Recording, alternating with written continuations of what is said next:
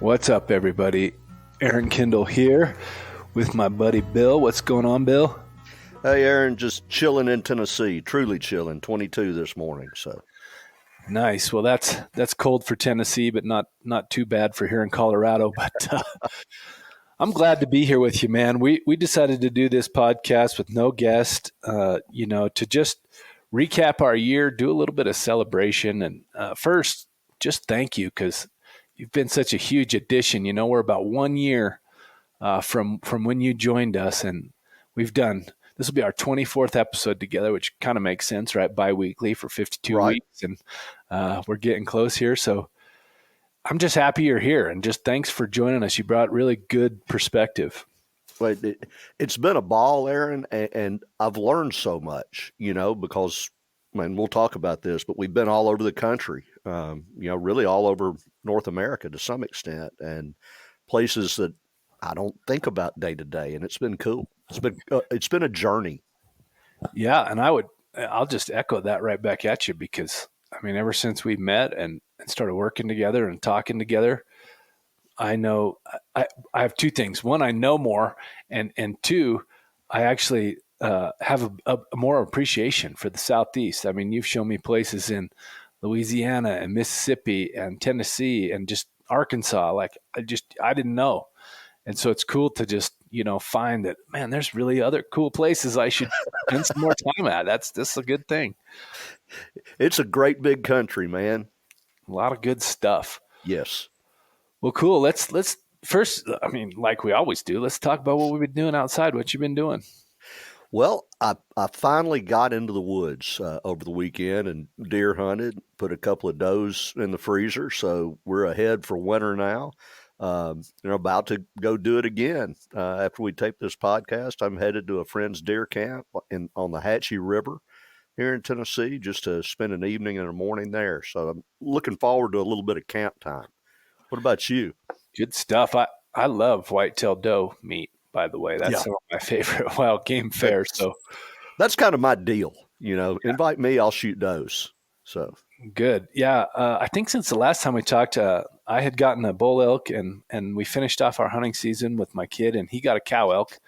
So we have 2 elk this year for our family. So we're feeling blessed and lucky and just, man, full of meat and happy and, finally starting to not be sore. But if you have too much elk meat, I'll give you an address. You can, UPS delivers, man. Yeah, I was talking to someone the other day about who does a lot of fishing on the ocean. I was like, well, maybe we can set up an exchange, a little meat exchange. Everybody has all the different good stuff. I was lucky enough to take my whole family back the second day and do a pack out of my son's elk. And so my wife and my daughter joined us, and we went up 1,600 feet in elevation and 2.5 miles and packed the last bit of that elk out. And while we were up there, the wind was in our face really heavy, and there were 8 bulls at about 200 yards, just laying in the snow, popping up every once in a while, grazing. And because the wind was just right, and we sat up there and had coffee and talked and laughed, and bulls didn't even move. So that was a really cool wildlife experience and just great to share with my whole family.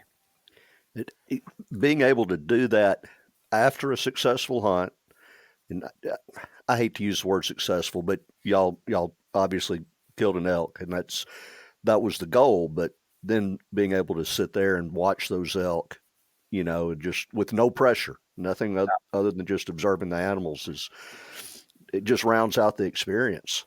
It does. It was a fitting and just really amazing cap to our season, and I swear to you, those bulls wouldn't be anywhere inside if it was. No. We had a bull tag and we were trying to find them. We wouldn't have seen them, but good stuff. I like, this is a good time of year to, relish and be thankful and, end of the year, another year in the books. Mm-hmm. And, I'm thankful for you, being a co-host on this. We've just had a fun journey, and we've had amazing guests. We've had all these leaders in conservation. We've had, decision makers, senators and congressmen. We've had, leaders in industry, hunting and fishing experts. It's just been a heck of a year, and I'm just happy we did it. If we can get the same quality of guests again, this coming year, I'll be tickled to death because we had some high caliber people on the show.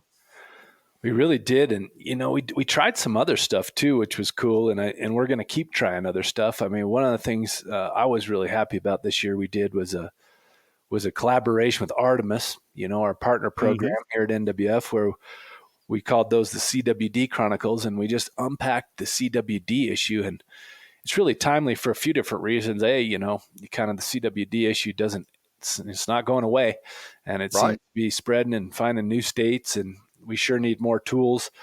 And so we were lucky to have Ashley Chance, who is a deer expert in her own right. She has a master's degree from Mississippi State, and she's an Artemis employee. She's our coordinator from the Southeast, and we had her on, in those chronic wasting disease episodes, and some of the leading experts, Dr. Kelly Straka in Minnesota, Matt Dunphy, Ron Kind, the congressman out of Wisconsin who helped lead the bill. We'll talk about that a little. We're going to get Ashley on for a little interlude here as we do the final episode, and we'll just unpack that with her. But, I think some of the other things that were interesting was we tried some field stuff.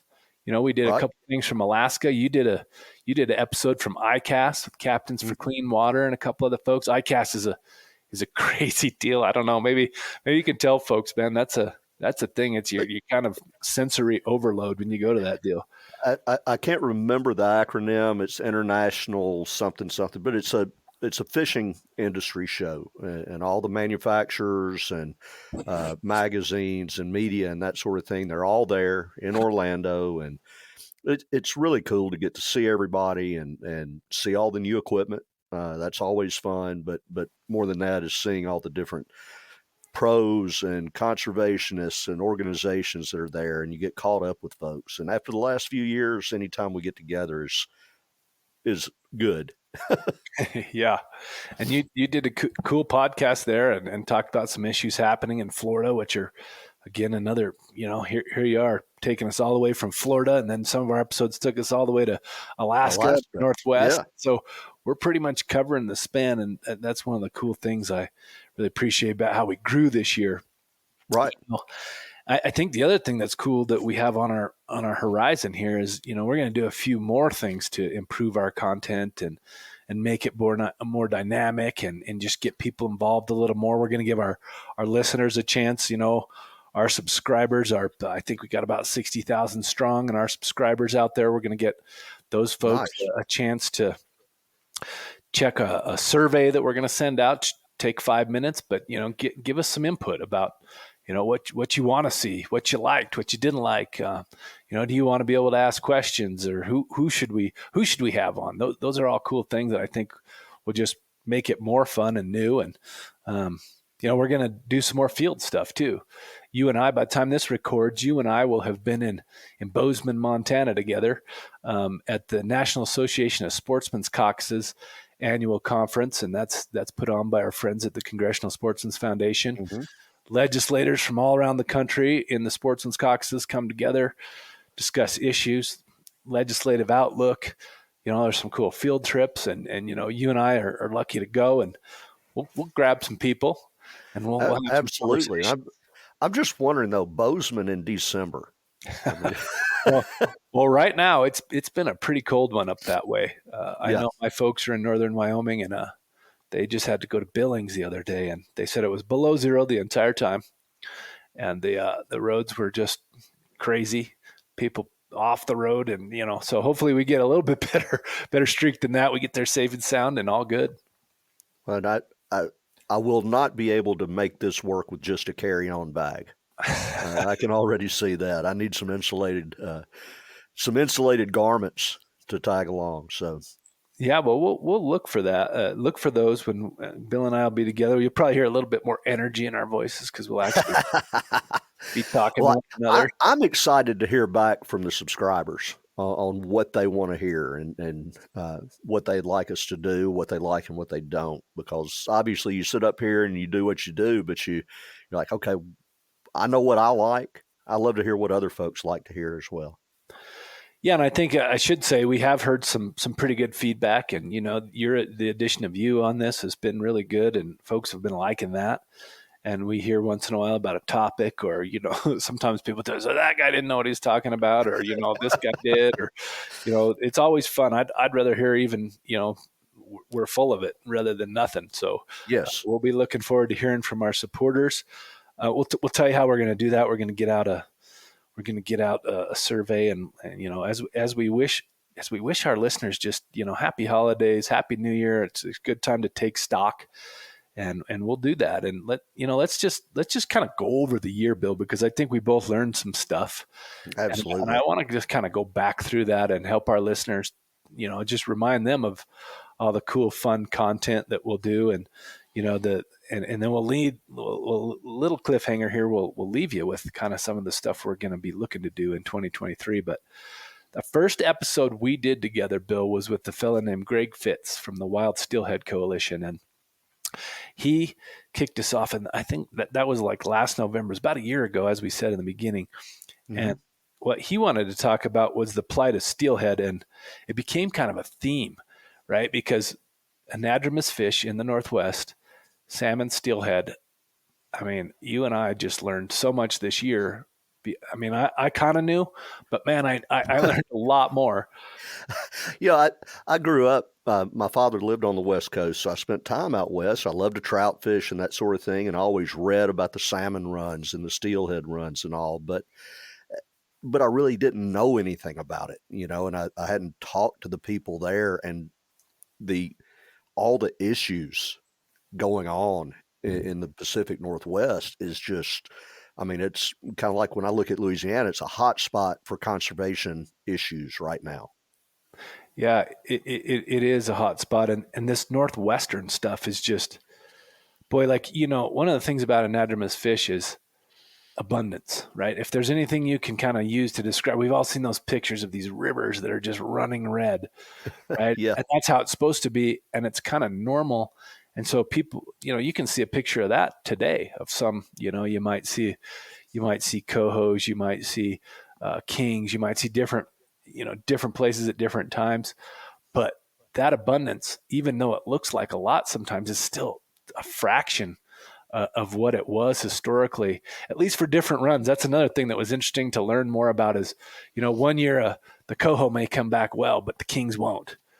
Or right. Those kinds of things. That I still don't understand that dynamic, and it's just forever fascinating. And glad we got Greg on. He was, a really cool guy to talk to, and obviously, it's up to anglers for so much of this stuff, particularly steelhead, right? Like the anglers determine so much of their fate, especially in Oregon and Washington. So it's cool that we get to talk to our audience about that and help people listen. Folks should go check that one out if they want a good feel for what's happening with the steelhead. I think one of the coolest things to me this year too, Bill, was, I think it was your second episode, maybe. We got to talk to Gary Mason. And on that episode, Gary told us that you were an inductee to the Legend of the Outdoors Hall of Fame. and I know you've been inducted now, and you went to, maybe you could just talk about that a little, because that's a pretty great honor. Well, it is. And I said at the time, it feels kind of odd because I don't think of myself as anywhere near being done, retired. And that's normally what Hall of Fames do. But yeah, when Gary dropped that on us in the podcast, I was speechless. It's a Legends of the Outdoors Hall of Fame, and they have the event in August in Springfield, Missouri at the Bass Pro headquarters. And that's where they have all the plaques of all the recipients and all. And it was really special. My son came up, a bunch of my friends came, and, obviously a whole lot of industry folks who I love to see when I get a chance. And that Hall of Fame is just about the outdoor industry and kind of what you've done in it, whether from conservation to media to manufacturing, that sort of thing. Like Michael Waddell was to name one of the famous people who got inducted, he's a television star, Boyd Duckett from the fishing world. If you're a bass fisherman, Boyd Duckett. So, it was really special to be on the stage with those folks and getting that honor. Well, I know if you're in the Hall of Fame of anything, you're doing pretty well, because not too many people are in the Hall of Fame of anything. Right. So just glad to know you and proud of you for that. And that was cool. Wish I could have been there. But I know all of us at NWF were proud of you and, sent our best wishes. And that was just a Absolutely. really cool honor. Well, it's appreciated. It was quite an honor, and it was a real good time too. One of those things I'll never forget. Well, good. I'm going to say another thing to you, and I just want you to wax on this one because this is one of our most interesting podcasts. This is an interesting dude, Warren Coco. Coco is special. I mean, I took him on a fly-in. I've known him for about 25 years, and I first saw him on a video in 1986 or 7, and that was the first Duckman of Louisiana video with Phil Robertson. And until 6 years ago, when I took him on a fly-in to D.C., I had never seen him except in bib overalls, hunting, fishing, working. He wears overalls. And he wore a suit, in D.C.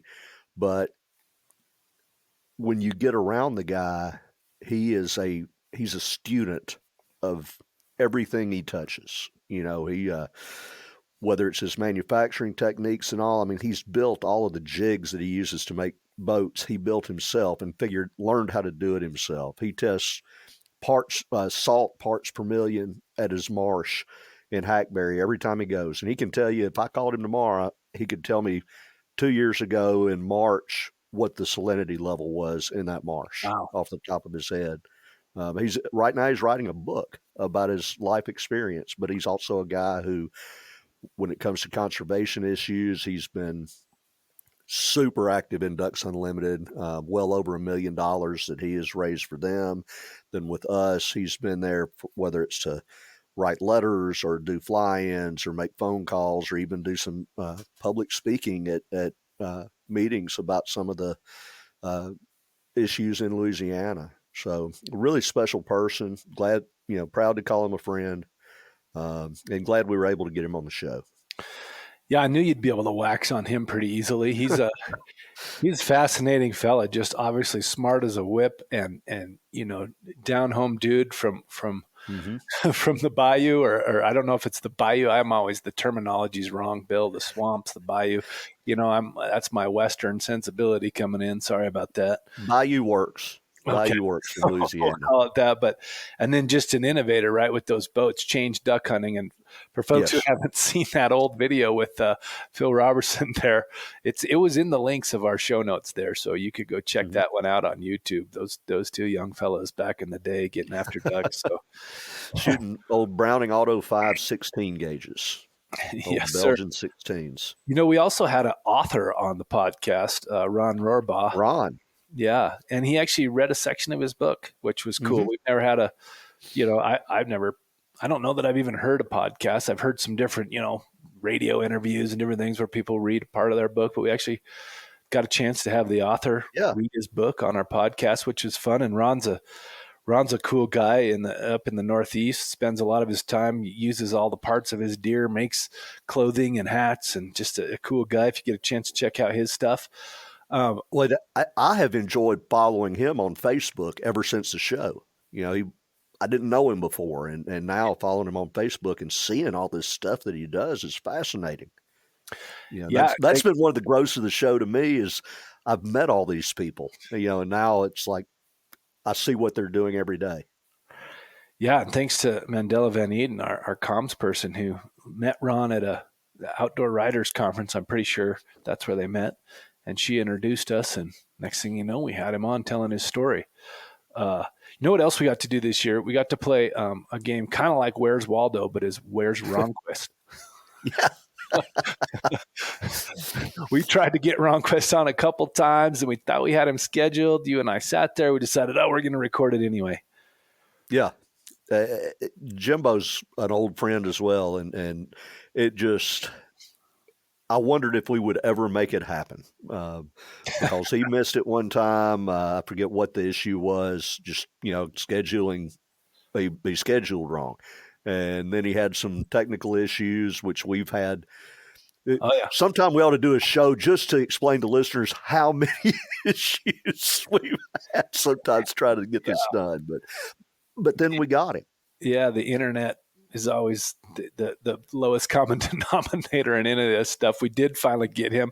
I'll talk about that a little in a second. One of my favorites of the year. We're kind of going chronologically here, right? We this was February by this time, and in February we had on Bob Budd, and I know you and I both just enjoyed the heck out of that episode. He's the director of the Wyoming Wildlife and Natural Resources Trust Fund, which is just a unique program. The state actually invests money in conservation of lands around the state, private lands, public lands, and they were actually going to fully fund it or get very close at the time, and they did in the legislature in Wyoming that year. And Bob, just been around forever, awesome guy to talk to, cool stories, tons of enthusiasm. That was just that was a fun one of my favorite of the year.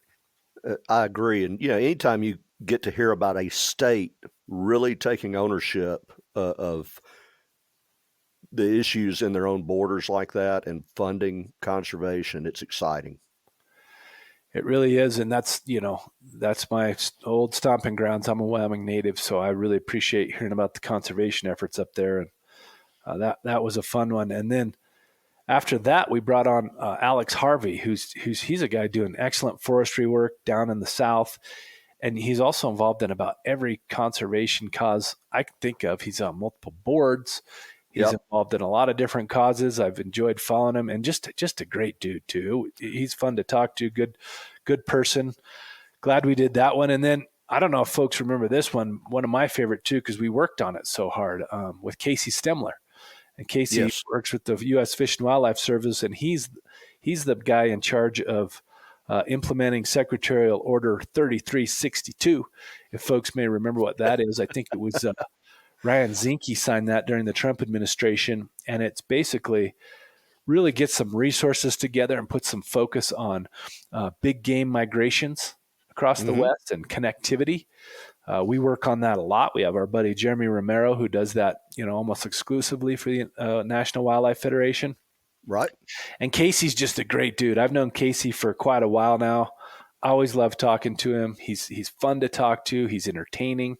That was just a good one.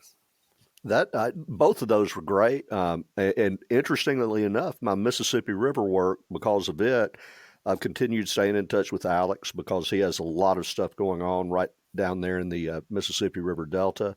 And then I got to meet Stemler's wife at a Mississippi River retreat that she had put together. Oh, wow. Yeah, Jody. She's great. Jody's absolutely. Jody's done some contracts for National Wildlife Federation. She's also an excellent conservation mind. She had put this together. She had put it together for TRCP, and we had a lot of orgs down there, and it was a really special and informative retreat. Good. Yeah, I mean, we kind of, man, even as we talk, we just got some real all-stars this year, and I'm proud of that. It's been a cool lineup and just fun people to talk to. Doesn't seem like work sometimes. We get to talk to all these cool people. It's just good stuff. Absolutely. And then during this period, right, kind of in that Alex and Casey period, that's when we, put out this thing I talked about earlier, the Chronic Wasting Disease Chronicles. In March and April, and really kind of unpack that issue, let folks know, from state agencies, what are they looking at, kind of what the history is, from the federal agencies, what are they looking at, captive cervids, really tried to give folks a comprehensive picture of the CWD's situation here in the, in the U.S. and point to some solutions, and had Representative Ron Kind from Wisconsin on, because he was really pushing a bill and had introduced a bill in the House. So that was really cool. And we're going to do something here real quick. We're going to jump over, and I'm going to talk with Ashley Chance for a minute, my co-host on that CWD Chronicles podcast. We'll just update folks because there's some cool movement that's going to happen. That's happening right now with that, and hopefully we can see it pass by the end of Congress, this Congress here.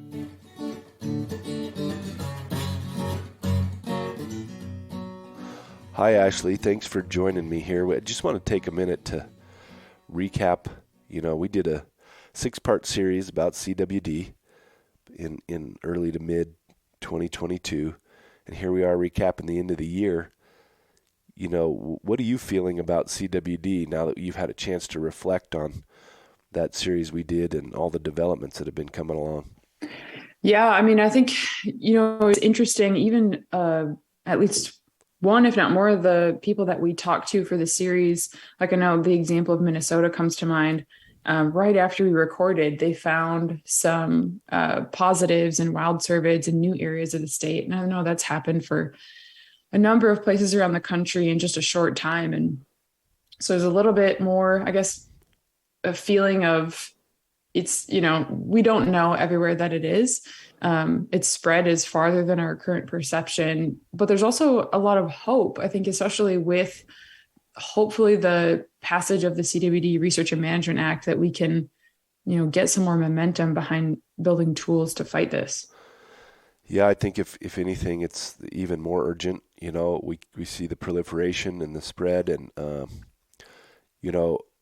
you recently got a couple deer, and we've had hunting season now since we last recorded this. How has that changed your perspective after doing that series and then now harvesting? Yeah, I mean, I think CWD has kind of been on my radar for a number of years, so I don't know that my perspective has changed very much, but it certainly has reinforced all of the things that I thought previously about, risks, and also kind of brought it to the top of mind, I guess, this season. We have harvested 3 deer. We'll hopefully get 1 or 2 more to round out our freezer for the year. And our daughter eats meat like it's going out of style. So that's definitely something that I thought about this hunting season for sure.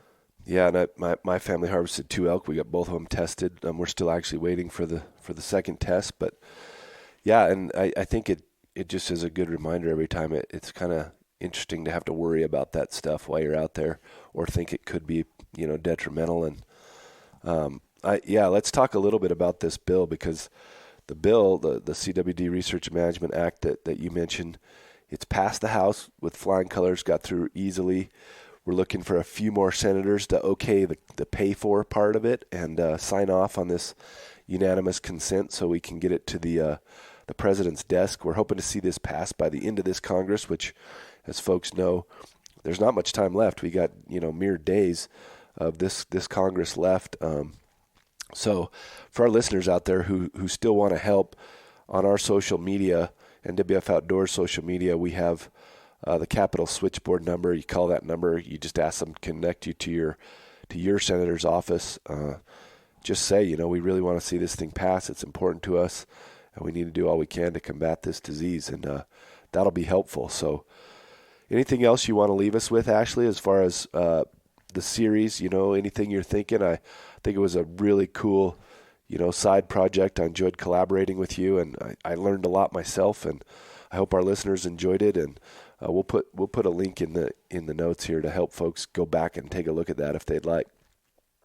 Yeah, absolutely. I think I would encourage everyone to listen to it for the first time, or even go back and give it another listen, because we talked to a host of experts. I think we really covered a wide field of expertise and voices on this from around the country in a lot of different perspectives. So I think it was unique in that way. And yeah, I'm proud of what we accomplished with it. Awesome. Well, thanks for joining me for a minute here. We'll jump back to Bill and I and finish up our recap.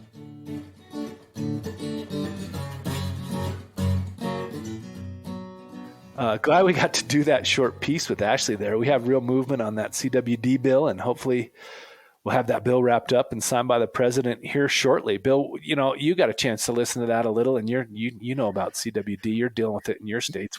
I mean, the places I deer hunt in my state are in the CWD zone.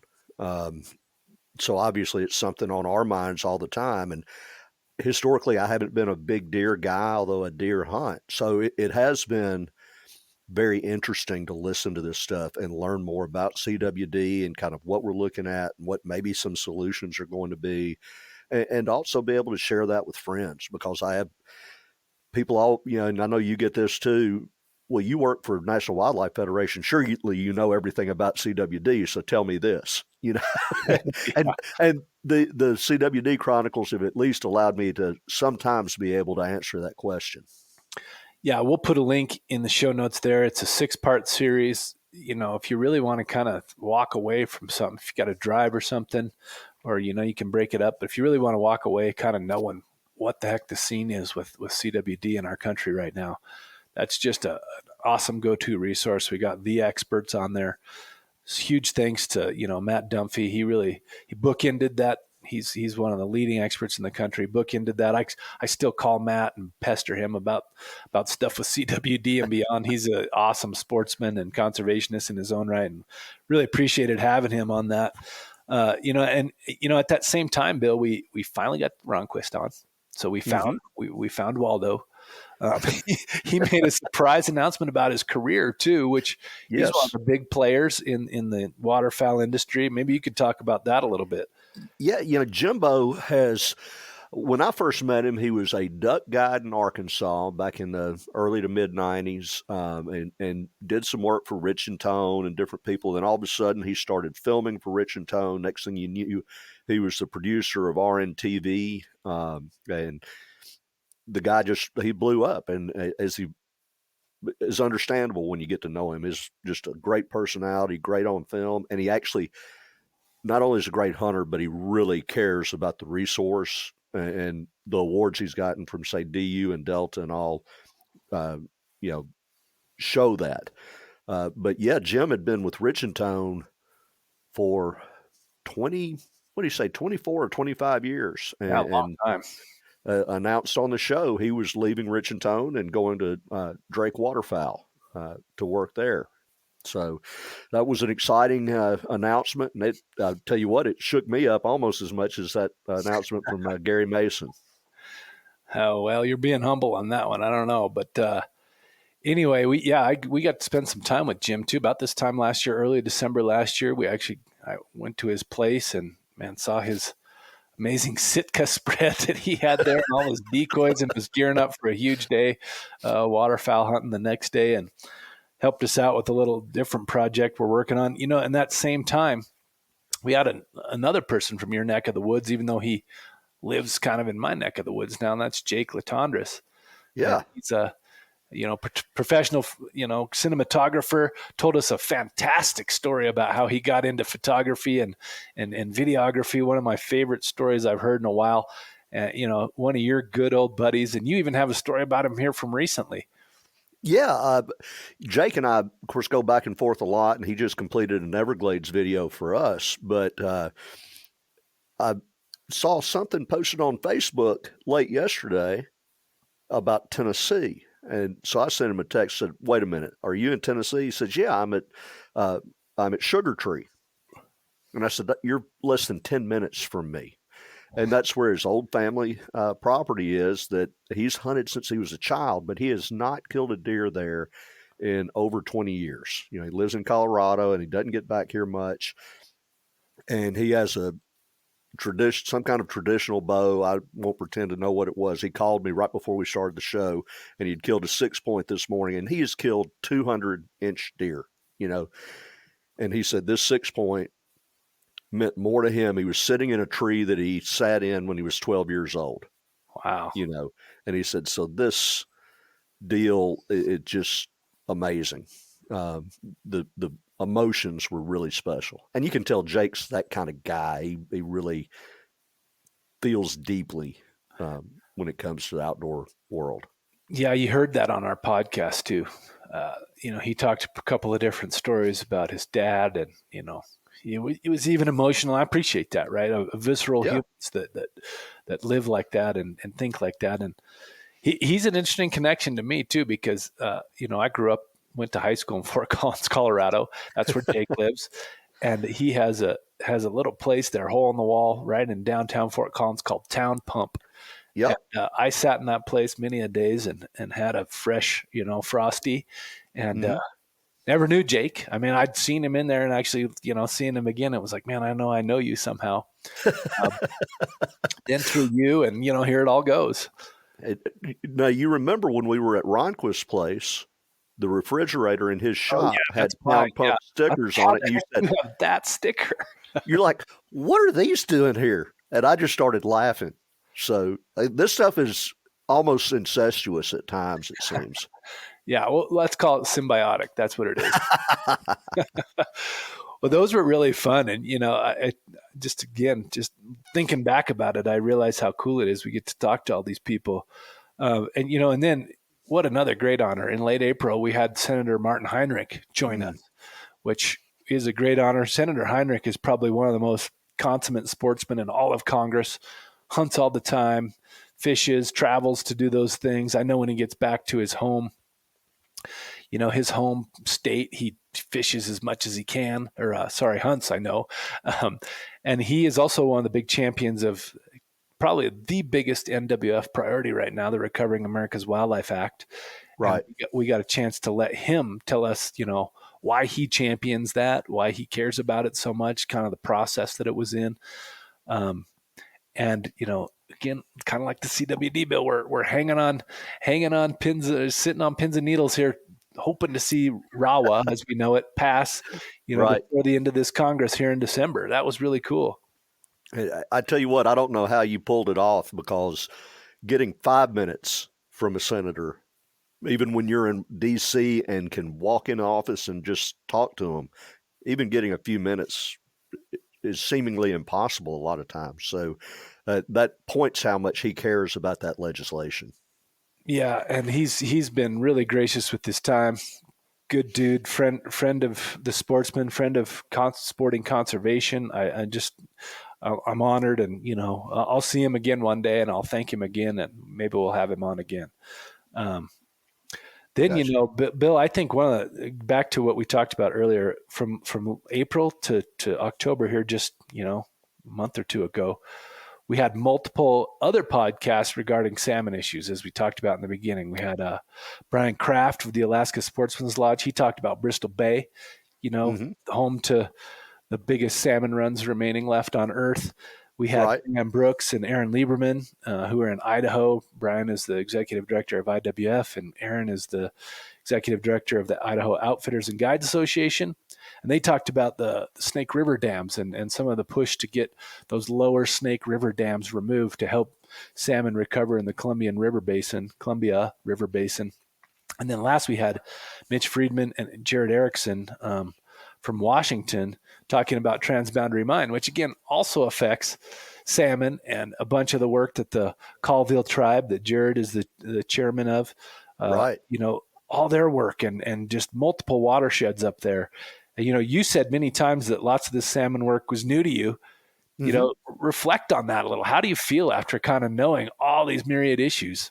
Well, yeah, and how intertwined it all is. I mean, when you said we were doing a show on transboundary mining, I had to Google, and it in reality, once I read about it, I was, okay, I've heard about this, but it's so far from me, both on the map and just in what I do with my work, that it's not on the front burner. So it was fascinating to hear how precarious some of that mining, and the things that could occur in a hurry if something goes wrong.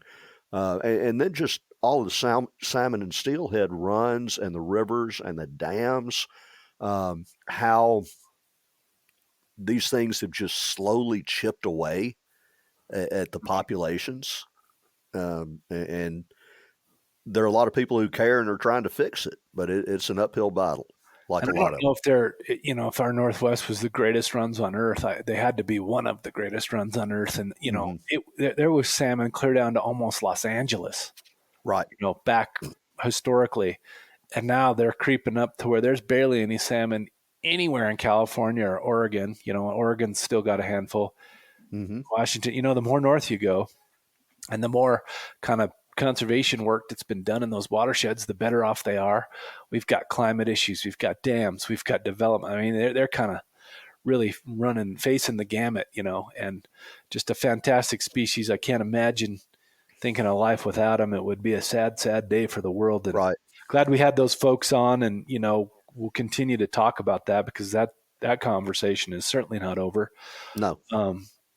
Well, let's talk a little bit more too about waterfowl too, because you got a couple of really high level guests, Mike Brasher and Chris Nicolai, and you're the duck man. These are Delta Waterfowl, Ducks Unlimited guys. They know as much about ducks and waterfowl as about anybody. bring that knowledge into this. Well, those guys are both waterfowl scientists, biologists by training, and it's their vocation and their avocation. Mike works for Ducks Unlimited, and Chris works for Delta. Both of them are properly called Doctor. These guys know waterfowl, so being able to get them on the show, like we had Mike on to talk. This was right after they had flown the spring counts for the first time in 3 years. So he was starting to get some of that initial data, and we were able to talk about what those counts are, what they mean, what the water situation was looking like on the prairie potholes, and then how that all impacts what kind of season we might be looking at this year. And then Chris, we got on the back end. We talked to him just really a few weeks ago when he's in Bismarck, North Dakota, and the cold had just hit. I mean, he went from on a Wednesday hunting ducks and relatively warm to the next day, everything locked up, froze solid, snow, everything was migrating out. And he was able to talk about that crazy cold front he got. That was a stinger. Yeah. And so we were able to talk about that and talk a lot about migration and kind of where he thought waterfowl were right now. Yeah, just good stuff. And again, I get to kind of learn a part of the conservation world and the wildlife world that I'm just do not know much about. And again, I thank you for that. And those are good things. I was forever fascinated from both of those guys, and glad we got them on. Let's recap a little too. We had on people like Steve Bowen talking a little bit about fish and the work he did. We had Crispin Powley, who we've met and hangs out there in Tennessee with you, professional bass fisherman, awesome guy. We were on location in Alaska with our affiliate there, the Southeast Alaskan Conservation Council. We talked to a guy named Chad Hoover, just an inspirational guy, kayak bass fisherman guy. That was pretty cool. We had another author on, Rue Mapp, founder and CEO of Afro, who wrote the book Nature Swagger. That was just recently. And that really brings us up to a heck of a year we had. We talked to so many cool people and so many great topics, and kept it, diverse in people and topics and regions and everything you could think about. I'm really happy when I look back on our year.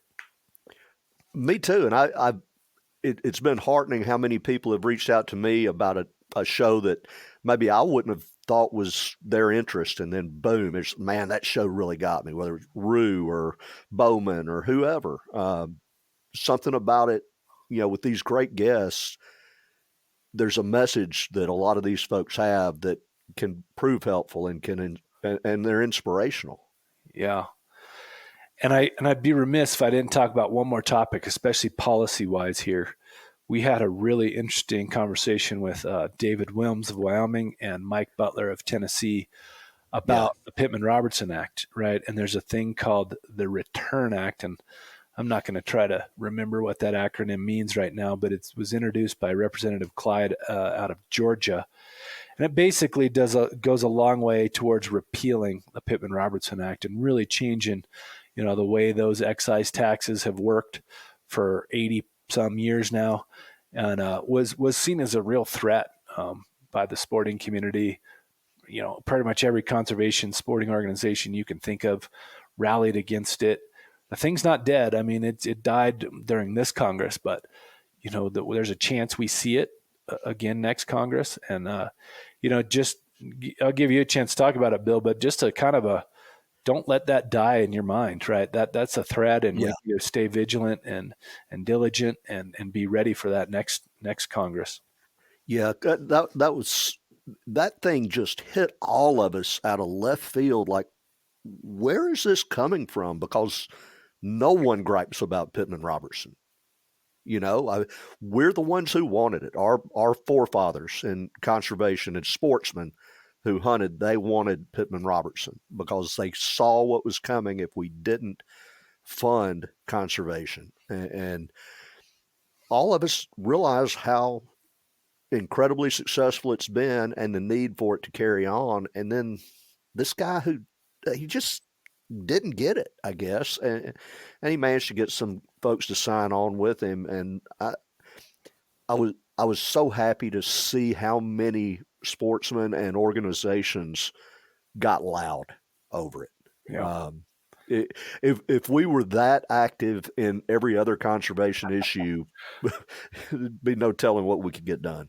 Yeah, and multiple sponsors dropped off because of that effort. So let's keep our eyes out for that one. And that was a heck of a year, Bill. And let's talk about some more good stuff. We're going to be launching a survey that will come out to our listeners just shortly after the release of this episode.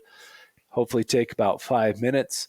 Ask folks, some of the things we need to know to understand who are our listeners. How old are they? Where are they from? What do they like listening to? What's their favorite conservation topics? What else do they want to see? So we'll get that out to folks. We're also doing a cool thing that we're going to launch called A Field. And this is going to be really short, fun podcast, just, hunters, anglers, outdoorsmen, outdoorswomen out there in the woods, having short conversations with a friend, maybe even just talking themselves, describing the place they're at, what they're doing, if they're out there hunting, what they're hunting for. We think those are going to be really fun, just nice light listens that get people just, you got 5 minutes, you want to pick up, you want to be taken kind of somewhere else for 5-10 minutes in the day. That'll launch here in the new year. We're going to kind of just freshen things up. We're going to give folks a break from us here.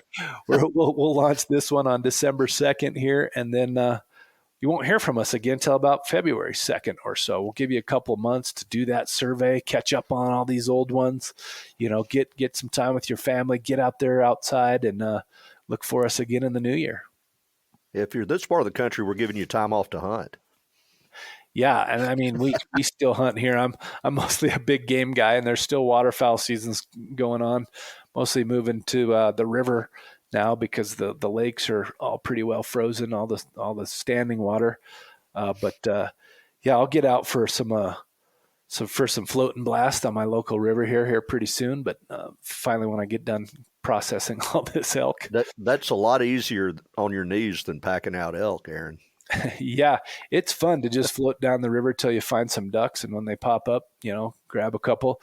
You got to be a good shot though, because if they get away, then they go down and they land, quarter mile down or whatever, and then they're a little quicker to get up the next time you come along. They recognize the blue boat you got coming. So anyway, we'll let folks go there. Thanks for listening. We'll see you in 2023. Bill, it's been my pleasure and honor. I'm so glad you're on. I look forward to doing this some more in 2023. We'll see you this next week. By the time this comes out, we will have hung together and recorded some new podcasts for next year. And that's going to be fun. It's going to be a lot of fun. I've enjoyed every minute of it, Aaron. Well, thank you, sir. And happy hunting and fishing and exploring the outdoors this year, folks. And we'll see you in 2023. Since 1936, the National Wildlife Federation has worked with hunters and anglers to pass the most important conservation laws of American history and to protect our sporting traditions. This podcast explores our history, our values, and the work we do to safeguard the fish and wildlife that fuel our passions. We are NWF Outdoors.